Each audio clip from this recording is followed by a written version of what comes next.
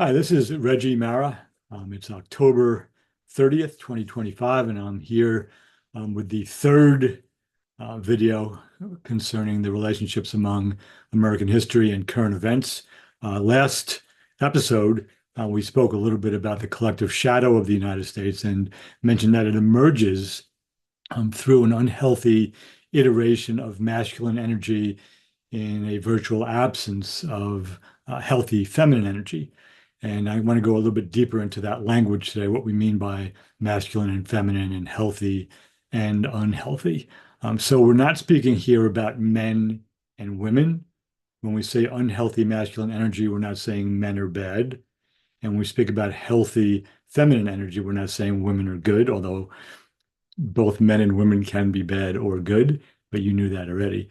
Um, so just to unpack the language and clarify a little bit more, when we speak about feminine energy, we're speaking about a tendency towards relationship, community, embrace, mercy, intimacy, compassion, care, and responsibility. Okay. And in a healthy sense, when feminine energy is healthy, it cares. It can find itself in relationship. It embraces others.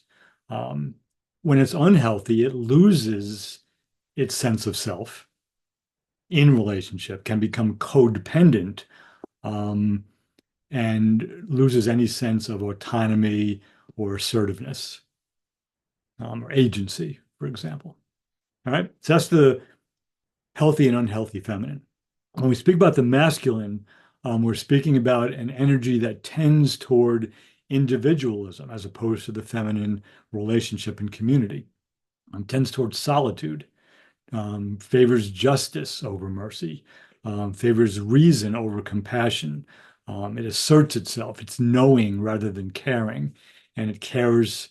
Ironically, I'm going to use that word. It's more concerned with rights rather than care or responsibility. All right. So, in its healthy manifestation, masculine energy knows things. It can be reasonable. It reasons through things. It asserts itself in the name of justice and according to reason and according to rights.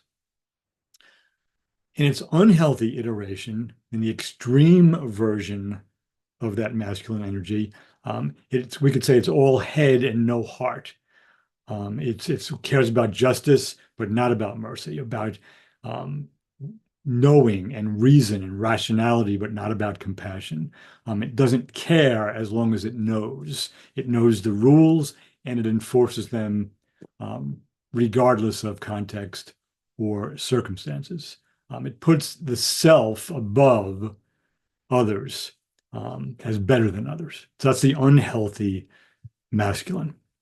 So healthy human beings embody an integration of both healthy feminine and healthy masculine energies. Makes sense. So it doesn't matter what your biological sex is, your sexual orientation, how you identify in terms of gender. Any human being, which again, the word any does not need to be qualified, um, can embody, can manifest healthy or unhealthy masculine or feminine energies. And the healthiest among us, again, um, integrate healthy feminine and healthy masculine.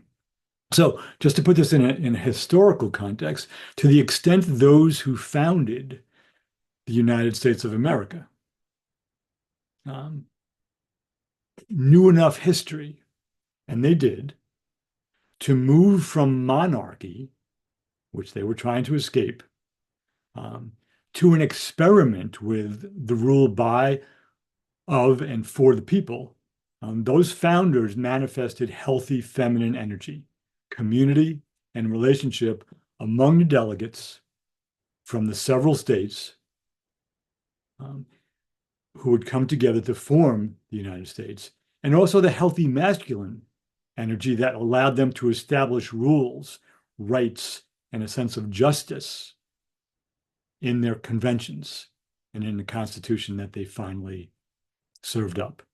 That became the founding governing body of rules for this nation.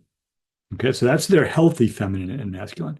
To the extent that these same men, and they were all men, as you know, limited those quote unquote people and subjugated some of them while privileging others, they manifested the unhealthy masculine tendency toward knowledge or knowing without caring, putting oneself above others, and privileging, right, having a bias toward rights and justice over compassion and mercy. All right, and that's not an overstatement. Again, the foundational subjugations in the founding of the United States were of women, of indigenous peoples, Native Americans, and of Africans, and then African Americans as they became born in a new country, and then of the poor. Okay, so there's that balance again. There was some healthy feminine and masculine, and there was some very unhealthy feminine and masculine tendencies. So such privileging for some and subjugating of others leads us to a conversation about developmental worldview and the problem with tightly held beliefs about an us and a them. You might notice that that's still current in 2025 as you're listening to this. And we're going to explore this idea of developmental worldview in the next video. But again, for today, we're tying in this idea of the collective shadow of the United States manifesting through unhealthy masculine energy. And we're not saying by any stretch of the imagination that this is about women being good and men being bad, which would just be another harmful binary saying this is okay and this is when it's not okay, right? And that's not what we're doing here. It's about the integration of energies or spirits, masculine and feminine energies or spirits that are available to every human being. So as always, thank you for listening in, and I'll be with you again in a few days.